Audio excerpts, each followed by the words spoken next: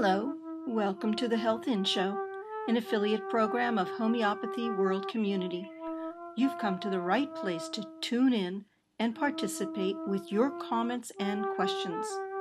Love is the greatest healer of all, but sometimes, in order to change our emotions, we must take action in other spheres of our lives.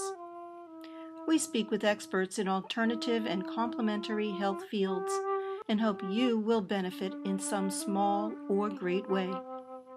Remember, you are wherever your thoughts are. Make sure your thoughts are where you want to be.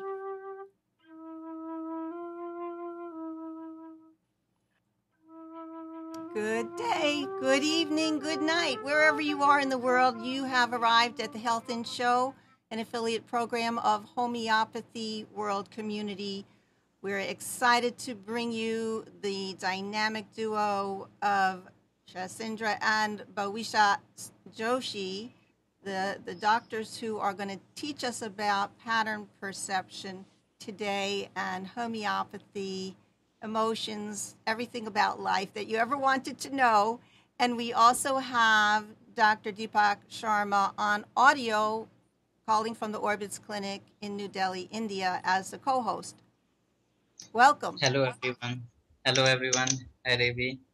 And I'm going to give an introduction to our guests. Internationally acclaimed postgraduate doctors in homeopathy. They have earned the title the dynamic duo of the homeopathic world, and you will experience why. They practice in Isvail Parle. I don't know how to pronounce that. The quiet and plush suburb of Mumbai, India, and provide homeopathic care to patients from all sectors, all age groups, and different parts of the world. In fact, they told me in 15 days they're going to be in Montreal giving a course. And if you haven't signed up, you may just want to do that at the last minute if they have room.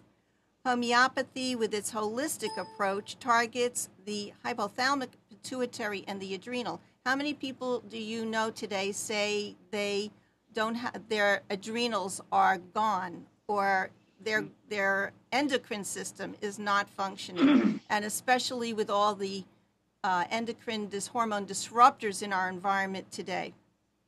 So they talk about stress in the world, allergies, autoimmune, orthopedic problems, arthritis, diabetes, high blood pressure, you name it. They teach all about it through the way that they approach healing and understanding each and every one of their patients. And we're going to learn more about that. So I'm just excited. If anybody was listening to the pre-show, we were talking about stress in our lives and how to reduce that. Starting with slide number 1, we do have a PowerPoint, fortunately. Okay, and so let's just welcome you to the show, the dynamic duo of the Joshis.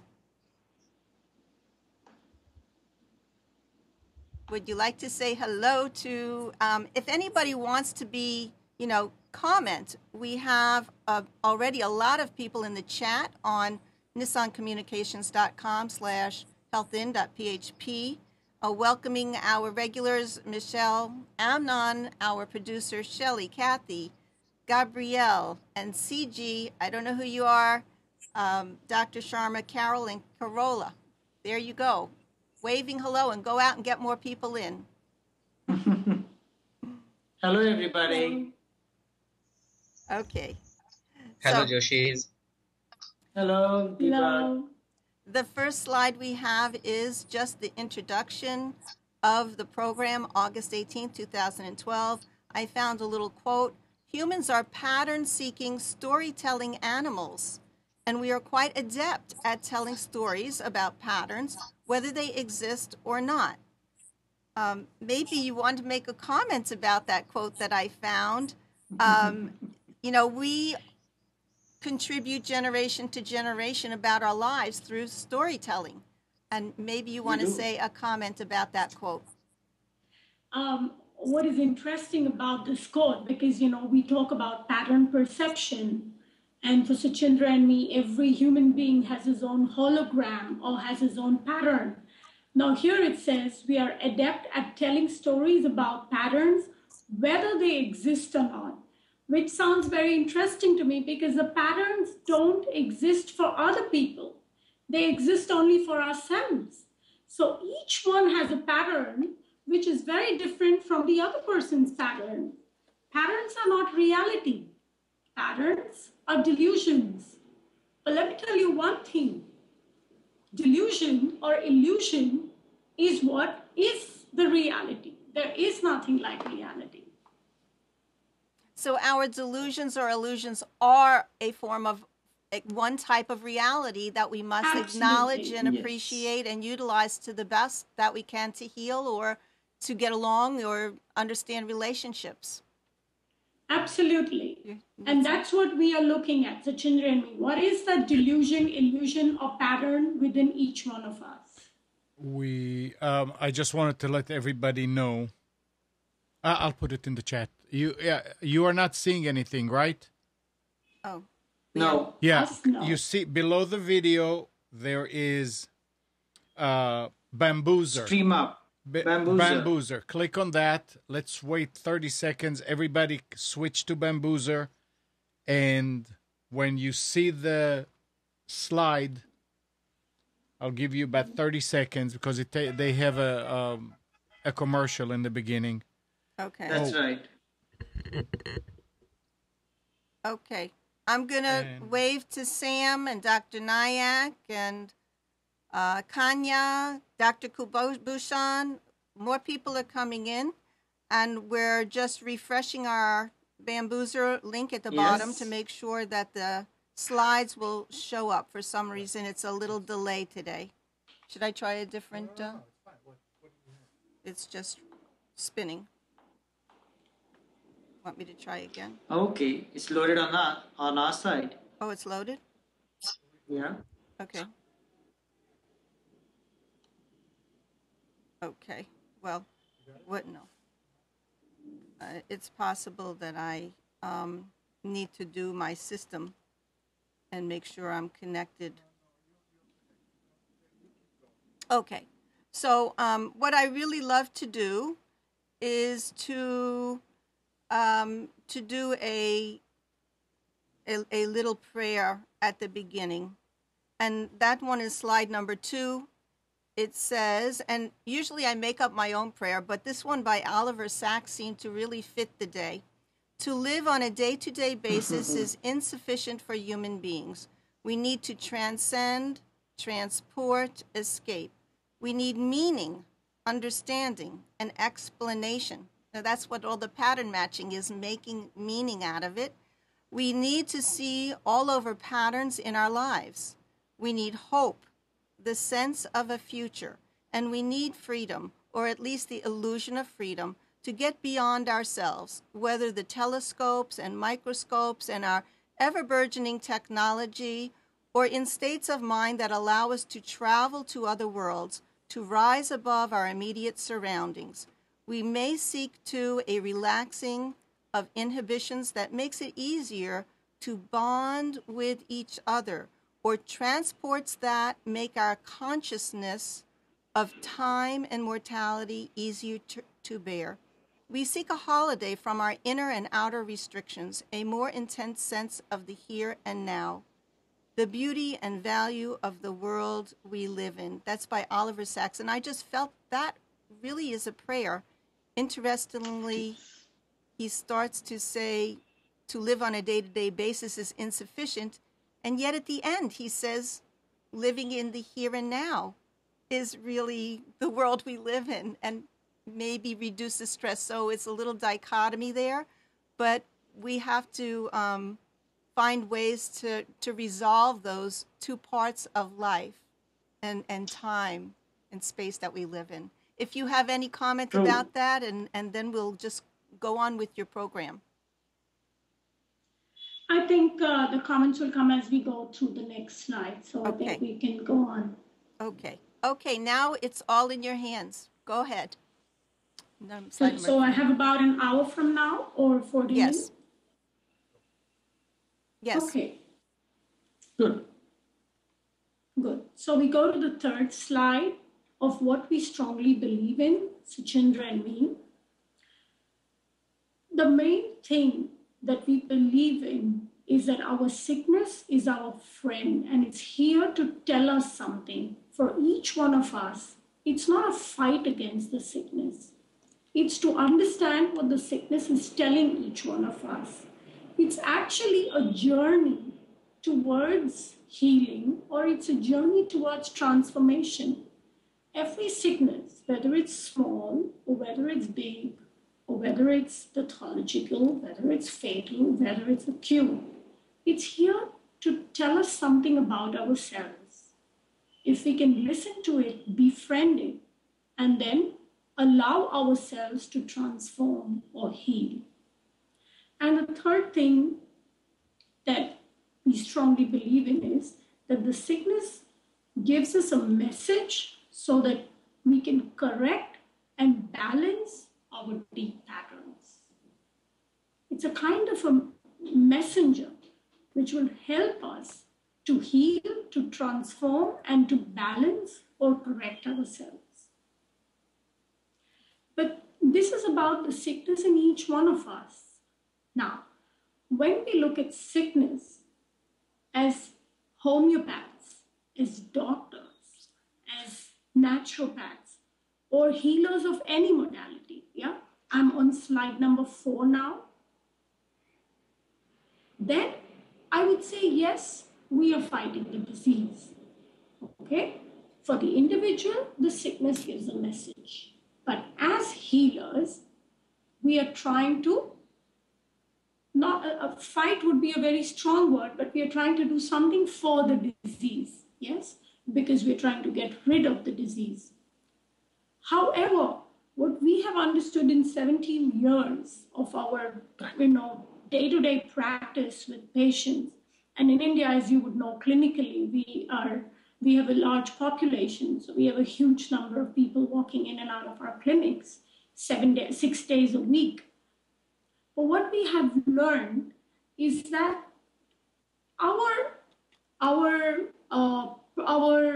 job as healers, yeah, our battle with the disease as healers is half won if we have just understood our patients. Most of the times, patients are not understood.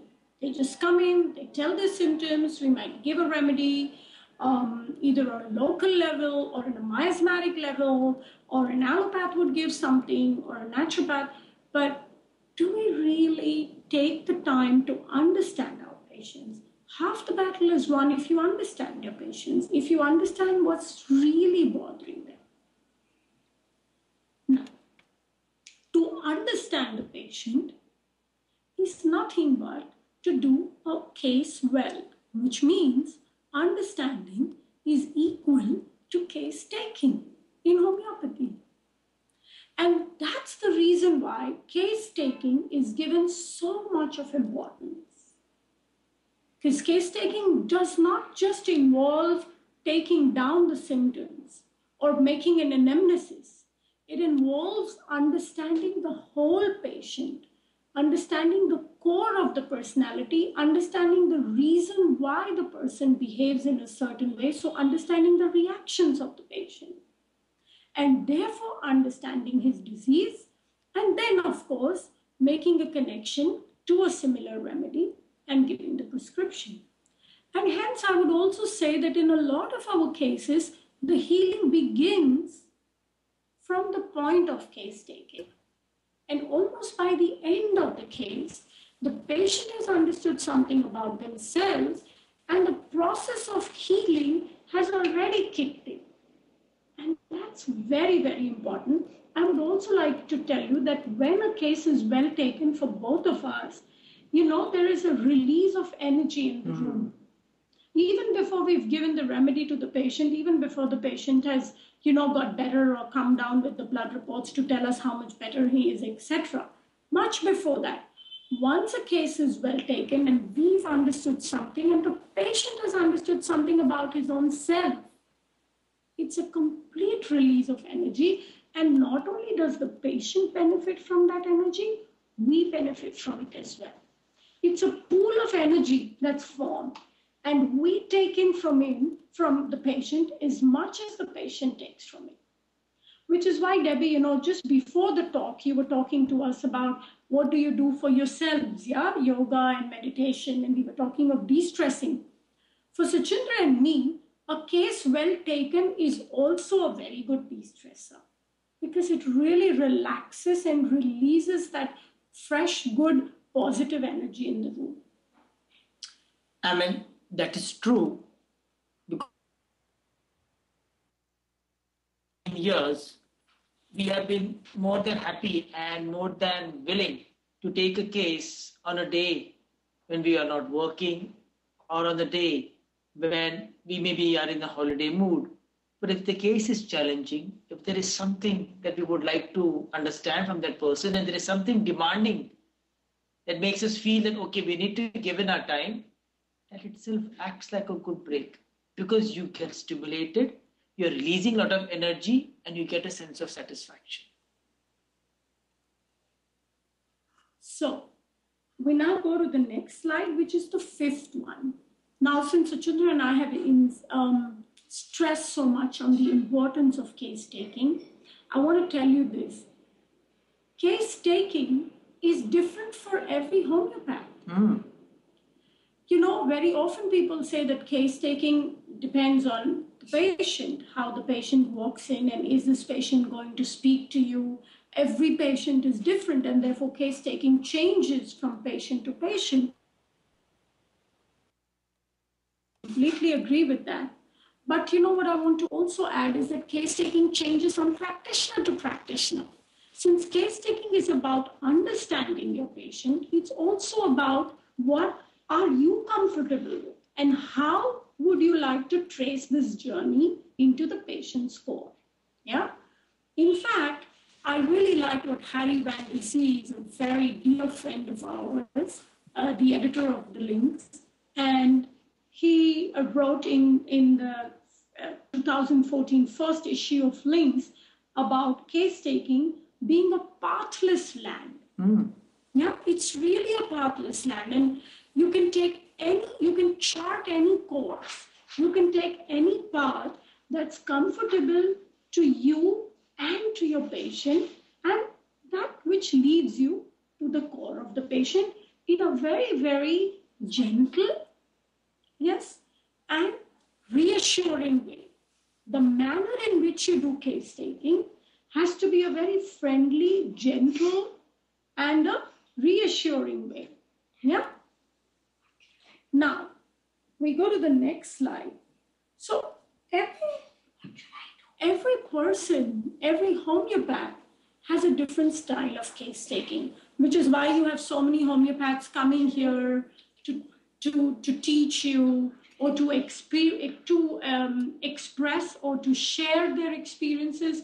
And there are different homeopaths on different forums doing it.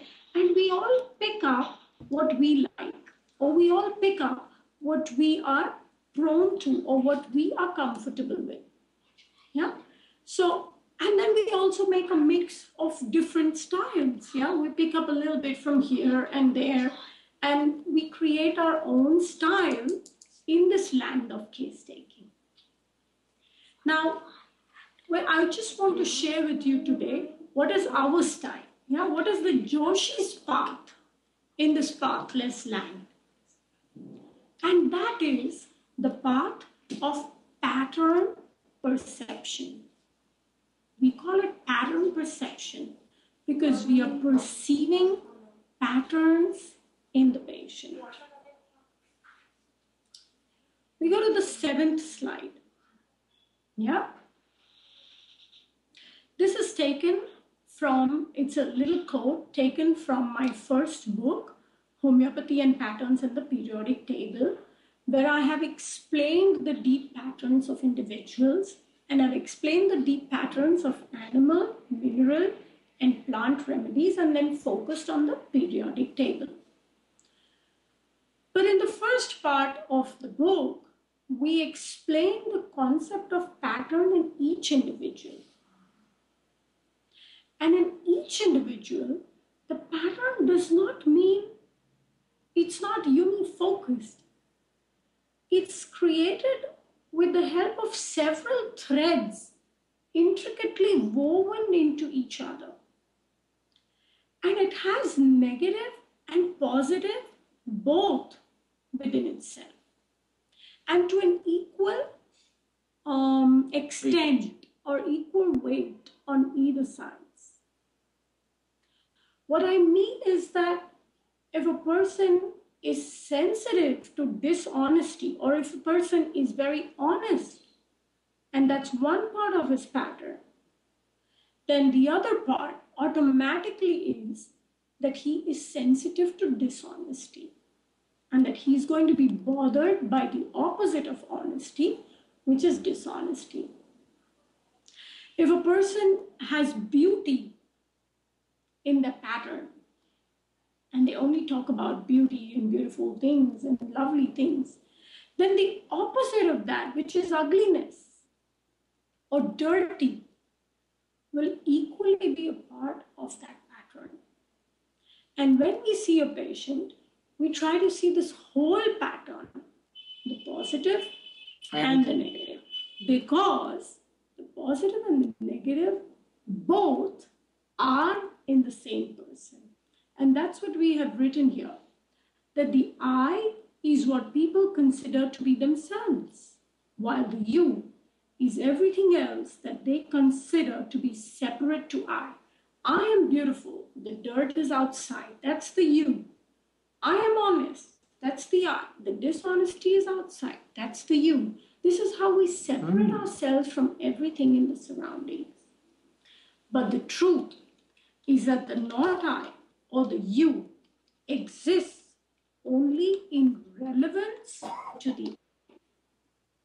If there were no I, there would be no you. There would be no not I. So, what we see outside, is nothing but part of our own pattern.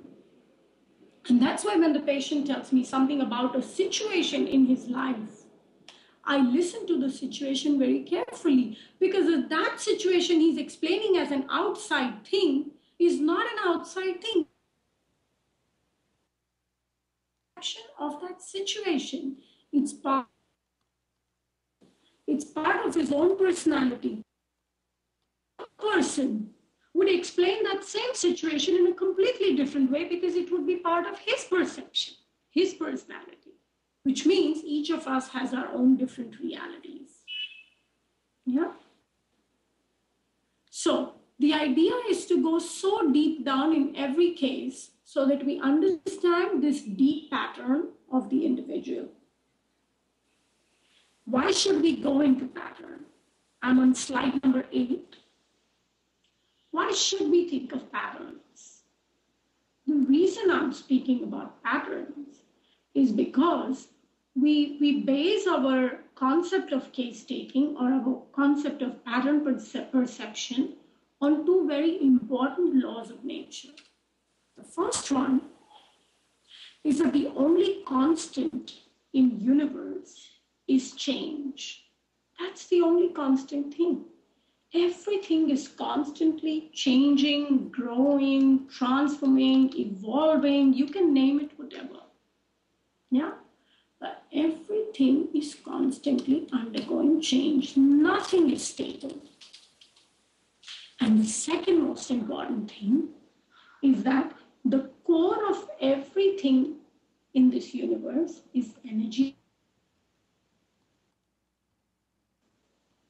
So earlier in homeopathy, we matched symptoms from the patient to the proving symptoms.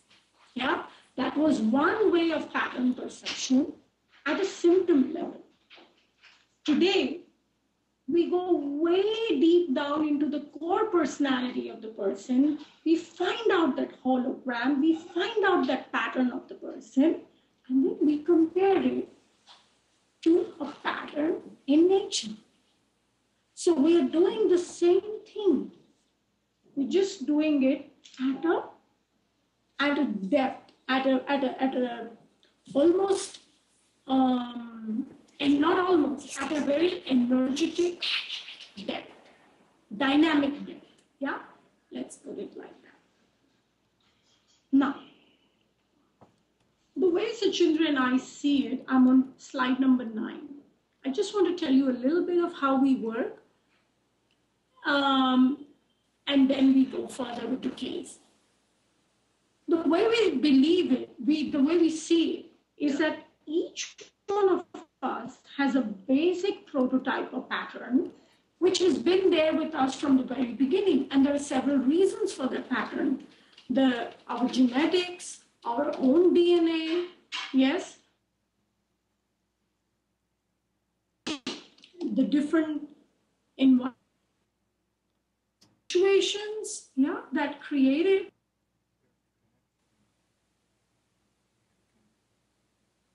this basic prototype. And this basic pattern has a healing counterpart in the animal sphere, in the mineral sphere. Okay, so I will go back to repeat again. I said that each one of us has a basic prototype or a basic pattern, a basic hologram. And this pattern comes from our genetics, our history, our DNA. And because of this pattern, we grow in a certain way, we behave in a certain way, we evolve in a certain way. This pattern has a healing counterpart, or has a certain pattern that it corresponds to in nature. And it has a healing counterpart in 3 kingdoms. It has a healing counterpart in the plant kingdom, it has a healing counterpart in the animal kingdom, and it has a healing counterpart in the mineral kingdom. So each one of us has a pattern. I'm not saying that we are plants, minerals, or animals. We are human beings. We have a certain pattern. But this pattern can find a healing counterpart in nature, in the plant kingdom, in the mineral kingdom, and in the animal kingdom, which means that the pattern of plant, minerals, and animals are also corresponding to each other. See what I mean? And this Sachindra and I have developed over 2 decades of our work with patients, and having seen follow-ups for 10 years, 12 years, 8 years at a stretch. The moment we see everything as energy, the substances that we deal with, the things that we see around, when we see everything in form of energy, they all are bound to be connected to each other. And it was but natural for us to see this connection between the plants and the minerals and the animals. And we could see how these 3 kingdoms connect each other, complement each other, and one kingdom helps us understand the other 2. So your remedy area of prescription expands, and your horizon of prescription expands 3-folds with just one good case taking. And if you now go to the next slide, slide number 11, we also feel that people need mineral, plant, and animal remedies. Let me interrupt you a second. Under your video that you're looking in on Skype, turn the camera off and back on. It's on now again? Okay, it's back. Keep talking, it'll come back. Okay. Okay. So, there are different times in our lives when we need a mineral counterpart for our pattern, or a plant counterpart for our pattern, or an animal counterpart for our pattern. Okay? And it doesn't mean that we need these in a cycle. We could need the mineral counterpart for 20 long years, and then maybe a plant counterpart. We could need the plant counterpart for 10 years, and then an animal counterpart. Or we could need an animal counterpart all along for 30 years and then need a mineral counterpart, right? It does not depend, there is no time periodicity, there is no alternating cycle. But it depends on the way we are observing things at that point of time. For example, if you look at slide 11, we need a mineral counterpart, a mineral remedy for ourselves, let's say ferrum, nickel, argentum nitricum, phosphorus, or calcareum muriaticum, yeah? We need a mineral remedy when our pattern is looking inwards and our pattern has a feeling of inner capacity or inner incapacity. Capacity or incapacity are both two sides of the same coin. When we are focused inwards, we need a mineral counterpart for our healing pattern. A plant counterpart is often needed when we look at situations in a very, very acute, intense, and overwhelming way. When we are overwhelmed by the surroundings, by stimulus around, yeah? When we are overwhelmed to a point where there's only one large looming focus and we must get free of it. That's when we need a plant counterpart. That's why I say that very often when the situation is very acute, I mean homeopathically acute, there's a lot of symptoms, physical symptoms, there's only a single focus, yeah? There's only a single focus in the physical symptoms, but also in the emotional state of the person. When he's overlapped or overwhelmed completely by this one single stimulation, that's when we need a plant remedy. And we need a mineral remedy or a mineral counterpart of our pattern when we are thinking more in terms of a comparison of our strength in comparison to the outside world.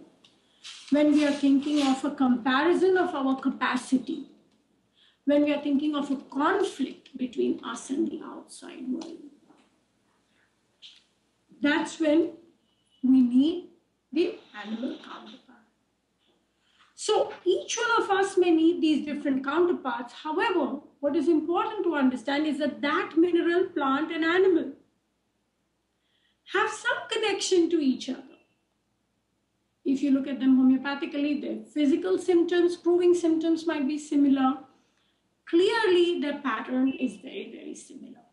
And I'm going to talk about a short case now where you can see this similarity. And this is also what we've spoken about in our recent book, the Quick Book of Animals and Minerals. Now, if you think, this is what we found out on our own in our clinical practice. One of the things that Sachindra and I have done is, though we have done a lot of research and we have come up with a lot of new ideas and things like that, nothing comes to us unless we see it in a patient. So we are clinicians to begin with, yeah, or at the base of it. We really love our clinical work, yes, and it's only when we clinically see something that we then start to work on it, start doing the statistics, start seeing if there's anything around which is similar, and then build up on what we have found clinically. And clinically, we saw some of our patients who had done brilliantly earlier on plant or mineral remedies, now needing after 8 long years, 6 years, or no follow-up and coming back, we saw them needing an animal remedy. And we thought, how is this possible? And then they did really well on the animal remedy, and we could see a connection between the earlier given plant or mineral and the newly given animal. That's when I started also looking at literature, and we saw this more and more and more in our cases. Yeah? And that's when counterparts in each kingdom is what you read when what Kent has. Kent had already predicted about this. And this is on the next slide, slide 12. If you can put that up. Where Kent is talking about, slide 12, yes. Kent is talking in his book, Kent's Lectures on Materia Medica. And he says, In the mineral kingdom, man may find his remedy when sick. So in the vegetable and animal kingdom. It's possible that the product of the serpent may be everything needed for the healing of man. Extend this to the whole animal kingdom, and it is probably so. There seems to be everything existing in one kingdom that exists in another. See carefully what he says. There seems to be everything existing in one kingdom that exists in another, which means you could compare everything and every pattern of one kingdom with every pattern of the other. He then says the lowest is the mineral, the next is the vegetable, and the last is the animal kingdom. If we had a perfect knowledge of any one kingdom, we could probably cover the entire scope of curative possibilities, but we have only a knowledge of a few remedies in each kingdom. So as a homeopath, if you had the full knowledge of the entire animal kingdom, or the full knowledge of the entire plant kingdom, or the full knowledge of the entire mineral kingdom, you would have all the patterns. You see that?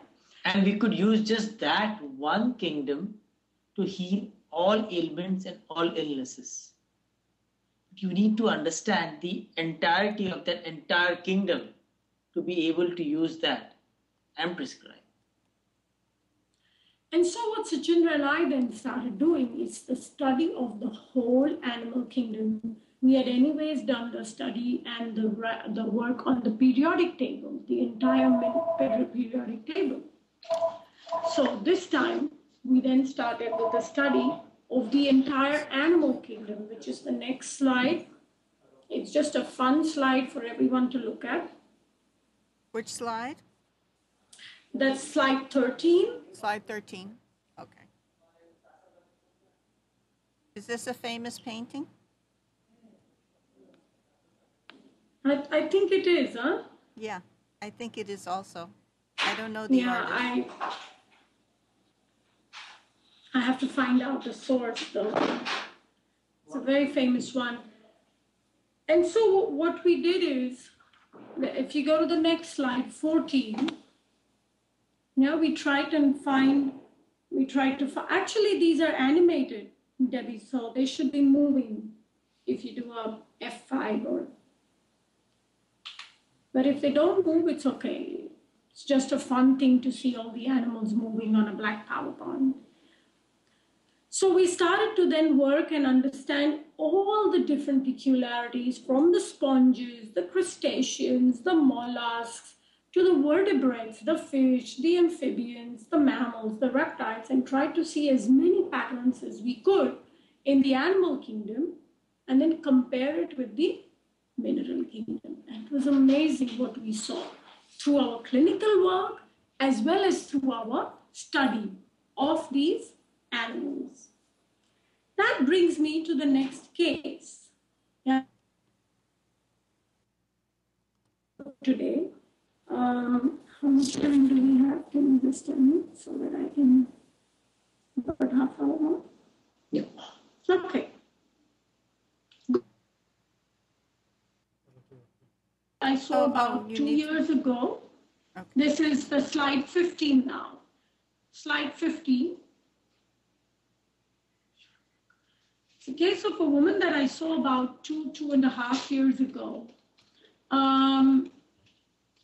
I had been treating her. She had several symptoms: severe indigestion, almost an irritable bowel syndrome. She had frequent abscesses all over her body. She had a very low self-esteem. She had issues with constipation and also piles following the constipation. And she had polycystic ovarian disease. We have more than one open. Now, in this woman, I saw that she had a very, very peculiar state. In a way, when she came, I'm going to say this in a little short because the next part of her case is what I want to elaborate on. I had seen that she had, when she came to the clinic, she started talking about her complaints, the whole list of complaints that she had. She also had polycystic ovarian disease and she had several multiple follicles in her ovary.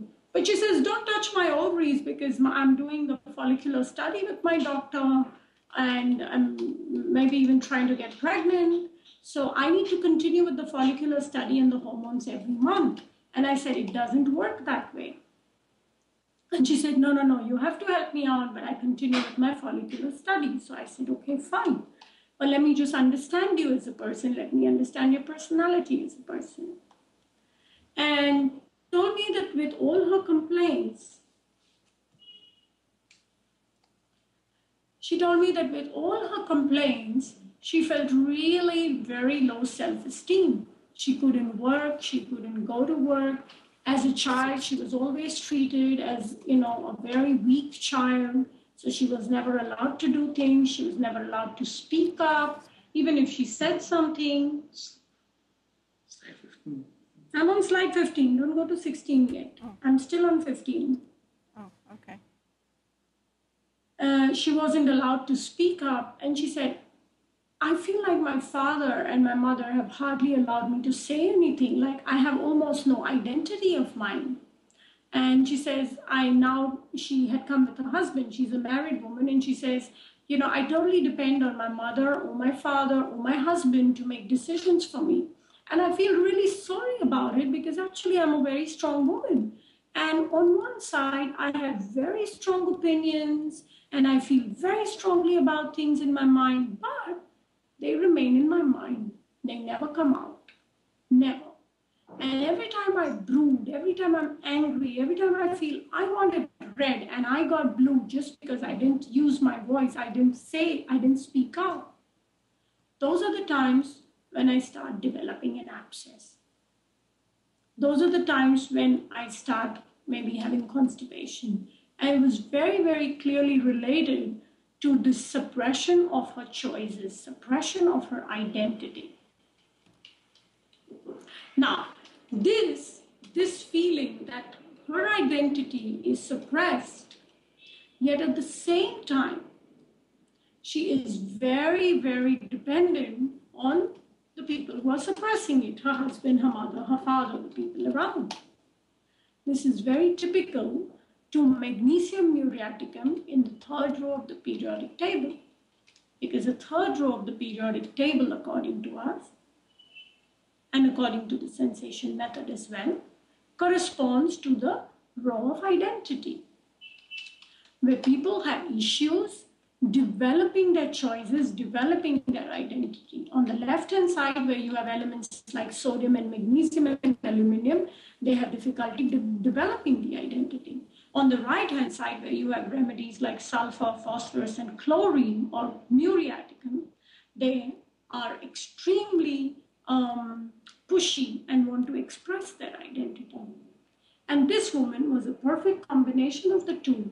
On one side, she had a strong identity, and yet it was suppressed by her dependent side. And therefore, I thought she's a perfect and ideal candidate to have magnesium muriaticum in the 200 potency. I treated her for 5 months, during which she was also taking she was doing the follicular hormonal study. And what I saw in these 5 months is that though she improved tremendously with the piles, with the fissures, all these symptoms were improved, her periods were never regular. And it was kind of very, very frustrating for me. Yeah. And also that she had a cyst, which was just kept on getting bigger. After about 5 to 6 months, she took another break for another 3-4 months. So I really saw her only 8 months after. Now we go to the next slide, where she came to me crying. I remember it was the 25th of July. I've written down the dates. And she came in an evening. She called up as an emergency and she said, I must see you. So she came in for a follow-up appointment, and she showed me her reports, which said that she now had a huge right complicated ovarian cyst. You can read it in the PowerPoint. Yeah, it's a cystic lesion, 6.1 into 5. 6.1, just a minute, sorry. 6.1 into 5.6 centimeters. Yeah, and it's suggestive it's a right complicated ovarian cyst. The left ovary is fine. And she says, now the doctor says that it could be that all this follicular study really didn't help in the hormonal injections, and you still didn't have a proper ovum, ovum which could be fertilized. But now this cyst is huge and must be operated as soon as possible. And she says, I don't want to go under the knife. She then took opinion of another doctor who then told her that it's created because of this successive study, one after the other, and maybe I will change the kind of treatment, and you don't need to go under the knife, but this will be another kind of hormonal treatment. And she was just completely fed up. At this time, she asked me, would you really be able to help me with this? It's an emergency situation. I've been put on bed rest. I can't move because they are suspecting that the cyst is so big it can undergo torsion, and this could be an emergency situation. Will you be able to help me with it? I had been observing this woman over the last 5 months that she had been coming to me. And I was thinking to myself that there is a very strong conflict in this woman, that though she wants to take homeopathy and she wants to do what she feels is right, she is continuing with the follicular study because her husband and her family are insisting it. And there's such a conflict in her between doing what she wants and doing what the family wants out of her.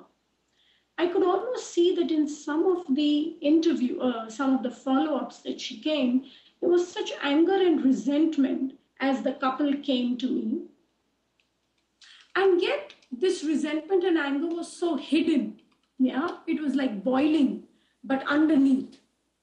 And I could see she's in a way dependent on her husband, and in a way she wants to do a thing, but she won't do it. So I had, in a way, sense that maybe an animal is needed in this pattern. And maybe it's not time for mineral, but time for an animal. Today, when she came to me at this point, I said to her, I want you to stop everything else, okay? There's a reason that I told her to stop it. I don't stop in every case, yeah? There are some cases which need a certain kind of allopathic medication, and then they are on it for a certain time and you can't stop or withdraw it, okay? But in this case, I could do it safely, yes? In fact, in this case, even the other gynecologist had suggested her to stop everything.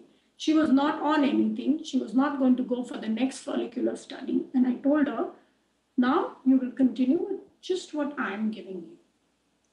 I took a little bit of her case, and this is what I found in her pattern. That's interesting. Just like what I had seen in magnesium mu, I started to ask her a little bit. I said, what is it that's bothering you? What is it that you are hiding? And she says, I really do feel that I know what I want for myself, or at least I can make a choice for myself. So I said, what is it? What's the problem? And she said, the problem is I can't make that choice. So I said, what do you mean you can't make that choice? What is stopping you from making the choice? And she said, what's stopping me from making the choice is my husband, is my family. And I love this family. And I'm nobody without them. And I can't make my decisions on my own. I need them. I need my husband to say, yes, you take homeopathy. Even today, she said, I asked my husband 1,000,000 times, can I take homeopathy? Can I take homeopathy? Please, may I take homeopathy? And she said, I need his approval. I waited at the bus stop for half an hour. I got late for your appointment because I waited at the bus stop for him to come so that I could come with him. I need his support.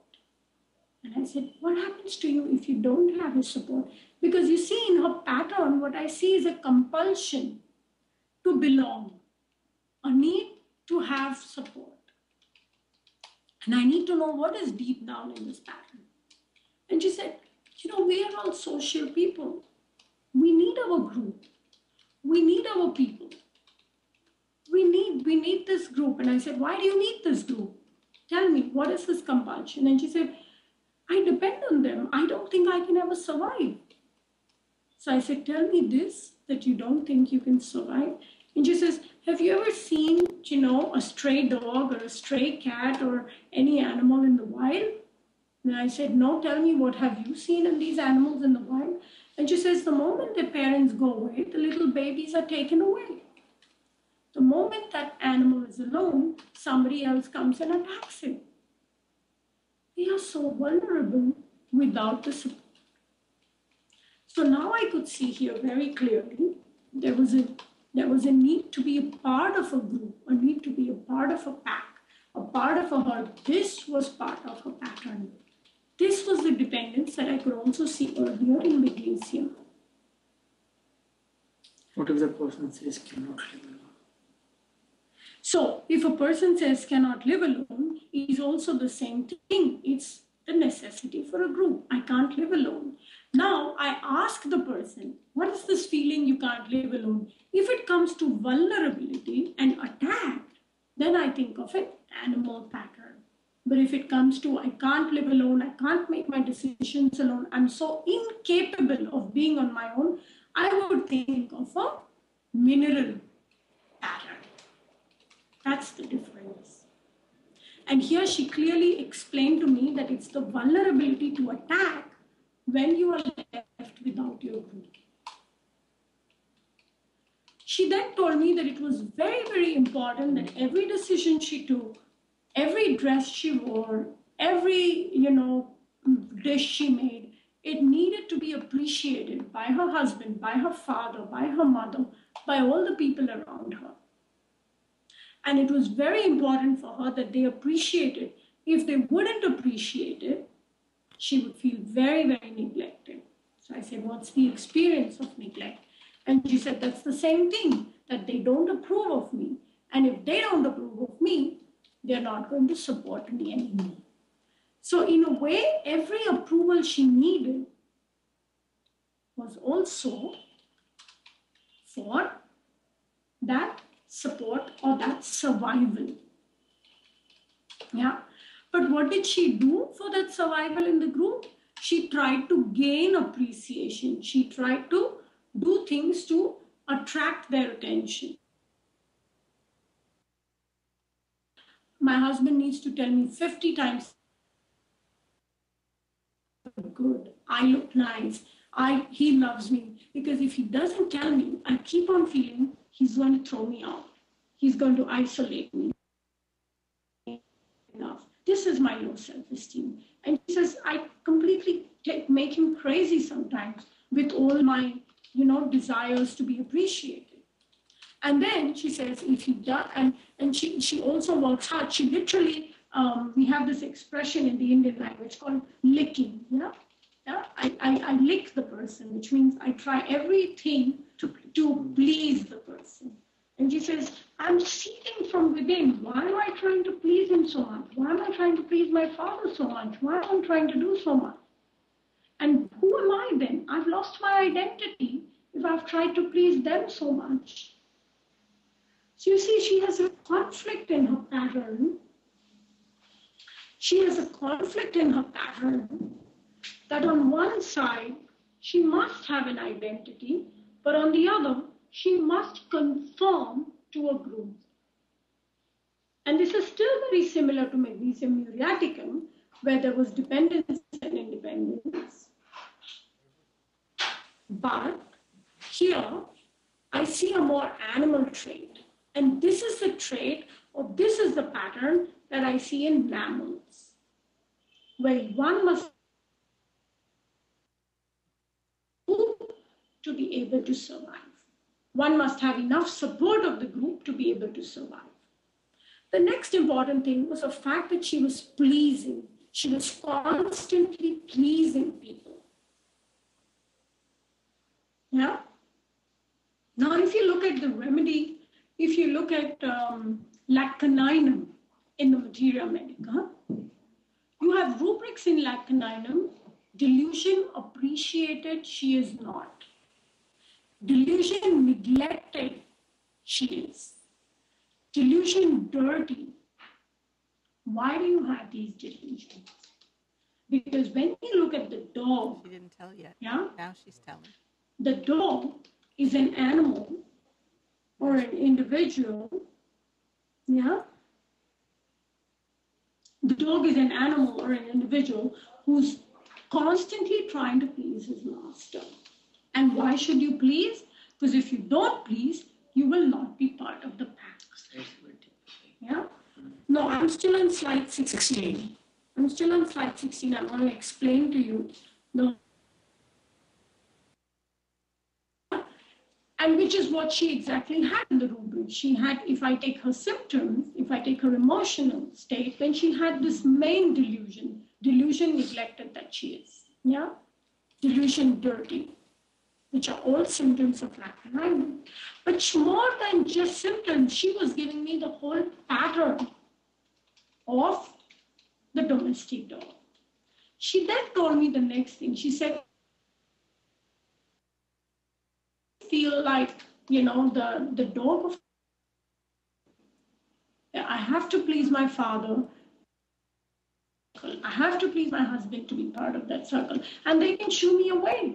They have all the capacity, they have all the power, and I don't have any. And she said, I feel so angry from within, but where can I go? Because I need them for everything. And Debbie, you're absolutely right when you said that we're all pleasing each other. I'm so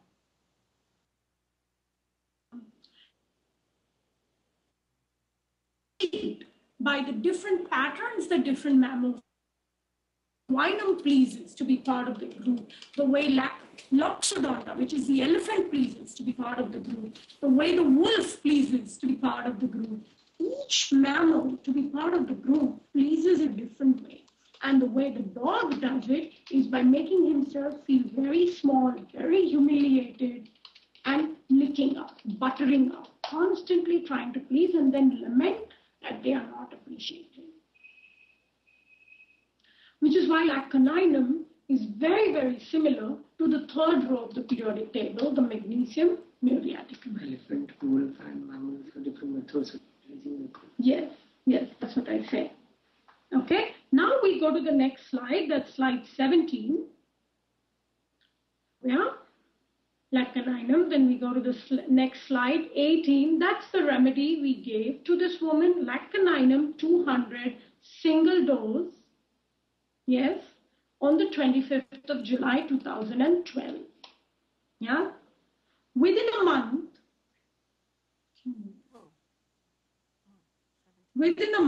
I'm on slide 19. I'm on slide 19. You see that the right ovary, which had the complex ovarian cyst, the size of the cyst has reduced to just 2.3 into 1.2 centimeters, and you can now clearly see the right ovary, which is 4.3 into 2.7 centimeters. So compared to the earlier slide, which was, go back to slide 16, where you have the size of the cyst 6 centimeters, approximately 6 by 6 centimeters, within a month, the cyst has reduced to 2.3 into 1.2 centimeters. There's a huge difference. At this point, I repeated lacanium 200. Her pain in the abdomen is much better. She's had her period. She's feeling much better. She's feeling far more relaxed. Her intense need to please her husband, the compulsion to be part of everything and to please them, has reduced dramatically. On the 23rd of October 2012, I'm on slide 20.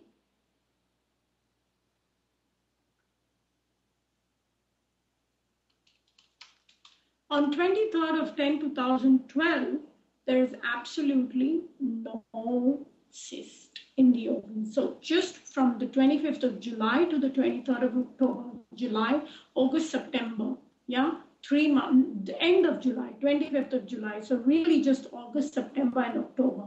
Within 3 months, both the ovaries are fine. The complex ovarian cyst is dissolved, but so have the small follicles. And by this time, she said to me, she said, why didn't you give this one to me earlier? And I said, but you were already on the follicular study. And I said, why didn't you trust me earlier? There's always sometimes a time for everything. By this time, she said to me that she had become not only physically symptom-free, but she had become far more relaxed. And she said, I am now craving for much less attention. And you know what? I'm getting it. Somehow my husband tells me, you don't want me to come there again for you? You don't want me to pick you up? What's wrong with you? And her husband actually started to, he's completely taken aback by this new woman. And she said, I realized earlier that I was giving those people a lot of power by being dependent on them. And today, I have understood my own power, and I'm Now, this is the kind of change that happens when you go deep down and understand patterns. 1 hour was a very short time to explain to you exact patterns and the whole array of patterns. But this was just to give you a glimpse of how Suchindra and I work. So there was no need to repeat Lacan. No, there was a need. I repeated on the 25th of July was the first dose, and the second dose was 23rd of August. That was the second dose of Lacanine 200. And then by 23rd of October, there was absolutely no cyst. So within just 2 doses of Lacanine 200, the cyst has completely dissolved. After that, I have repeated Lacanine in 2013 once.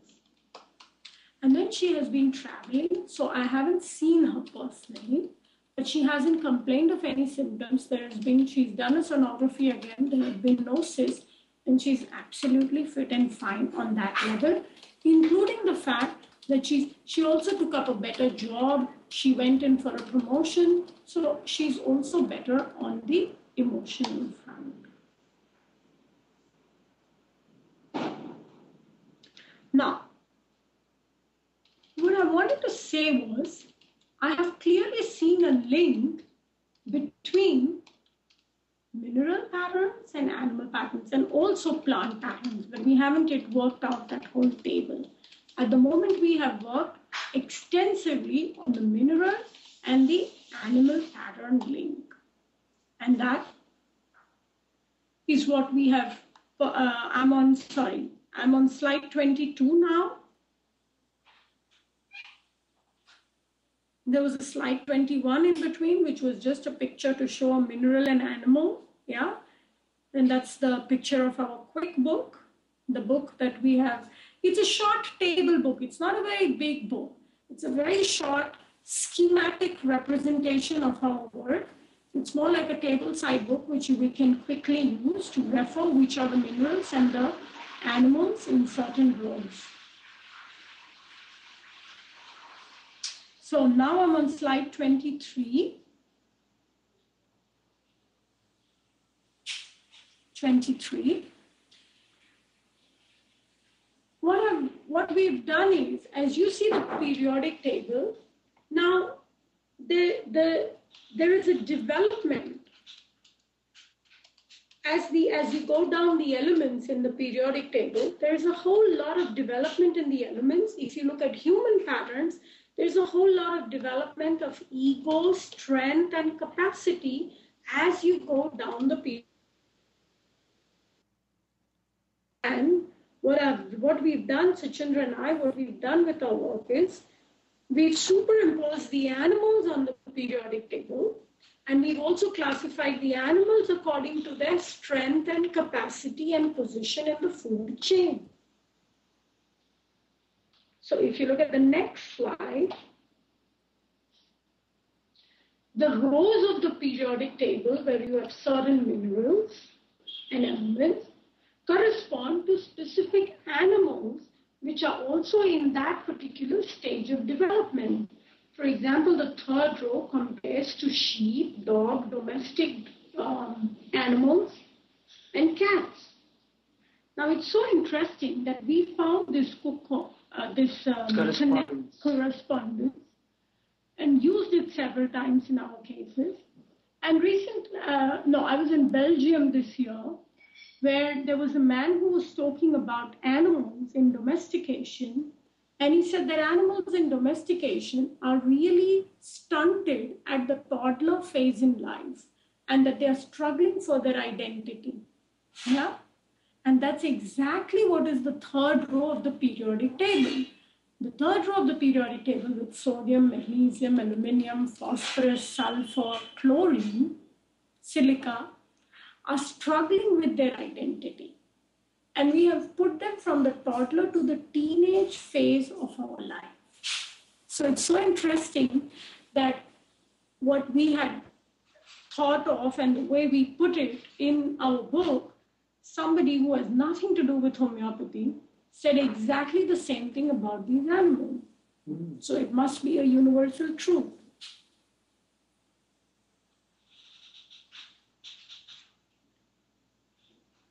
Now, so this is just another picture from our book. I'm on slide 25. Prey animals, domestic mammals. Yeah. So what we are working on is studying the behavioral behavior of animal, the way it lives in its own world, and the way we see it from our human world, and compare that to what kind of individuals will require remedies like that, and to which part of the periodic table does this behavior correspond with. And this is how we have planned and put down this entire thing in this chart form in this book. So here you can see we are talking about the third row where we have put the domesticated animals, and we can see how their behavior corresponds to the remedies in the third rows like the natrium, magnesium, sulfur, silica, phosphorus, muriaticums. Somebody just asked me that after the cyst, is she more independent? And that's what she is. She's far more independent. She's doing a lot more at her work, and she's getting much more appreciation than what she was getting, than what she was dying for appreciation earlier. Now she's just getting it automatically. Yeah. Now we'll just.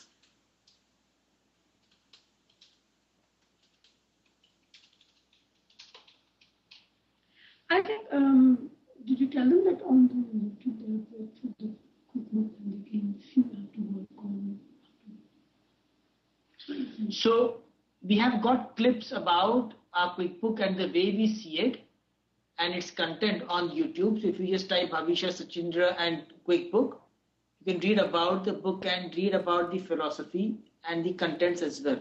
So you can start using them in your work and see these similarities in cases which apparently have been helped by a mineral and yet not totally cured. You can look at the remedies, you can see which could be the animal counterpart that this patient corresponds to, and then see if you can use that in your prescriptions. So you can widen your horizon. Yeah. Very good. And you wanted to mention about your brand new book on animals, nature, and human personalities? Yes. There's a book that we are working on at the moment. It's much more on a detailed and exhaustive level, where we've tried to put in all the mammals. We wanted to do actually the entire animal kingdom, but that's going to be a voluminous book. So we've cut it up into different parts. And the first one with mammals should soon be released, a couple of months. And it has human personalities and mammal behavior and remedies. It's this whole treasure trove of mammal patterns. So there are two ways of prescribing a remedy. A, by the conventional way that we have been doing for the past 250 years, is understanding the remedies through provings and comparing those symptoms and putting them together in form of materia medica and using that to prescribe. And the other one is to study those elements, those plants, those minerals and animals in nature, the way they behave, the way they live, and use that as a source of creating a materia medica. And in this way, you use far more remedies than being restricted to just the ones that are already exist, that are there in our source book. But to go beyond that point and introduce many more remedies into our repertoire. So this book that we are working on is an important task as a benchmark in putting these things together in the animal world and our contribution to the world at large. Wonderful. Oh, we have been so graced to have you on the show, on the Health and Show today, August 18th, 2014. Let folks know about your weekly programs or your courses that are coming up so that other people through the internet can also gain the knowledge that you have Sure. to share. Sure. Well, I'm Bhavisha started teaching with the objective that we would like to share with the world at large or using homeopathy in a more simplified way because that's what we thought helped us in our practice. And our seminars for the past maybe 12 years or 15 years that we have been teaching all over the world have been just with that message in our heart that if we can do it, if we can get these successful results, so can you. So in this endeavor of teaching, what we realize is that there is a strong need to have regular updates with regards to what we are doing periodically.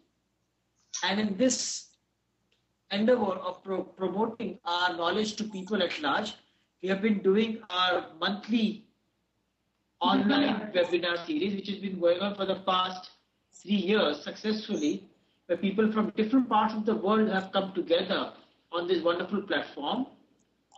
So this platform is open for everybody who is practicing classical homeopathy.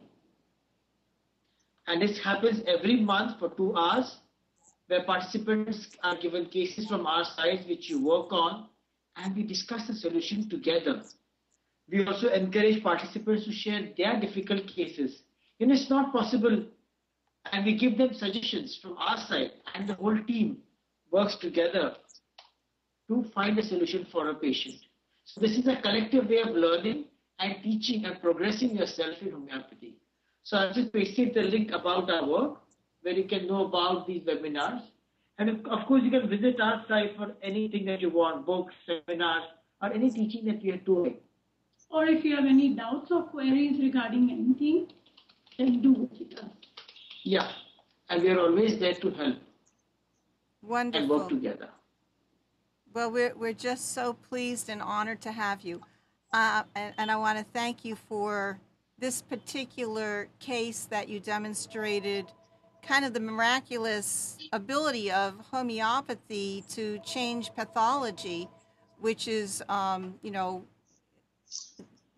person who might have to have surgery or have a diagnosis and see improvement with an energy remedy is kind of amazing, and we need to see more and more of these and demonstrate them to the medical world so that they can kind of change their view of homeopathy and enable them to say, use simple things like arnica and aconite, just the acutes.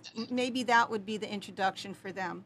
And sure. And even when you are using or conventional medicines, you can also use homeopathy, which is something I'm doing. So I want to let folks know what's coming up on future shows.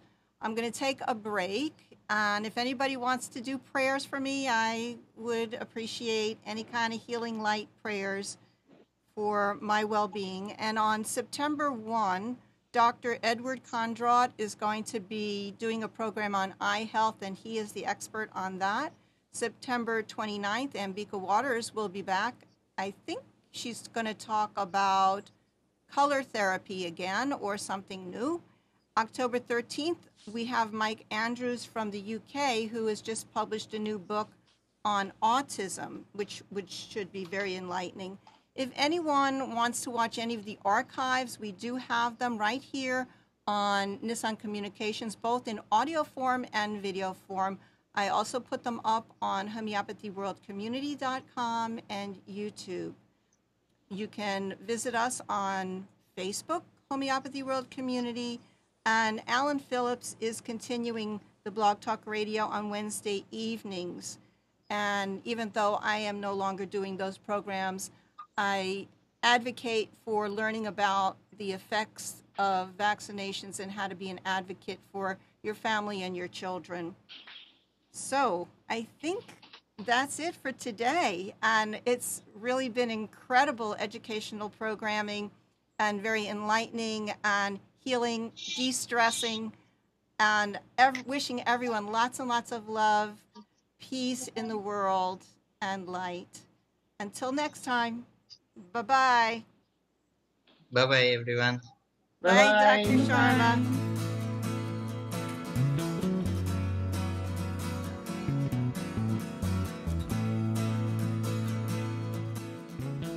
You are tuned to the Nissan Communications Network.